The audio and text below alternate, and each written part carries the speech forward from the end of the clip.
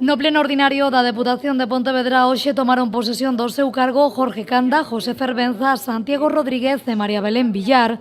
Os 4 deputados do PP ocuparán as bancadas populares ata finais desta legislatura. Neste pleno hubo varios asuntos sobre a mesa. Un dos primeiros, a aprobación do expediente para contratación mediante procedemento aberto do Servizo de Conservación da Rede Viaria da Deputación. Unha medida que Uxío Benítez dixo que permitirá garantir a admisión máis rápida aos contratos anuais. Trátase dun contrato anual de preto de 4 millóns de euros.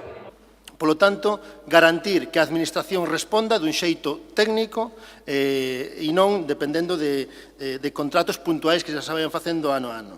A conservación, baixo o noso punto de vista, ten que ter eminentemente un perfil técnico, a organización dos servicios se vai organizar alrededor de deses tres contratos e nesas tres zonas e creemos que así vai ser moito máis eficiente. Dende o PP criticaron duramente este contrato ou cualifícalo como a maior privatización da historia no mantemento das estradas provinciais.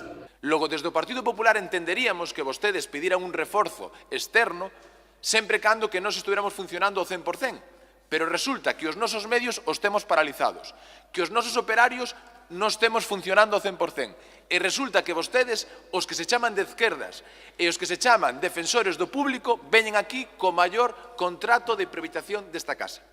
Dende o PSOE, pola súa banda, dixeronlle ao PP que eles, polo bipartito, teñen outra maneira de traballar e que o fin deste contrato é o de chegar a todos os concellos da provincia independentemente da súa cor política. Non diga que nós queremos destruir o parque de maquinaria. Nós o que estamos ordenando é o parque de maquinaria, porque herdamos un parque de maquinaria arbitrario, un parque de maquinaria que solo interviña nas accións concretas, onde decía de forma indiscriminada o anterior presidente do Partido Popular. E o que estamos facendo nós é ter un protocolo e ter unhas actuacións de forma conxunta.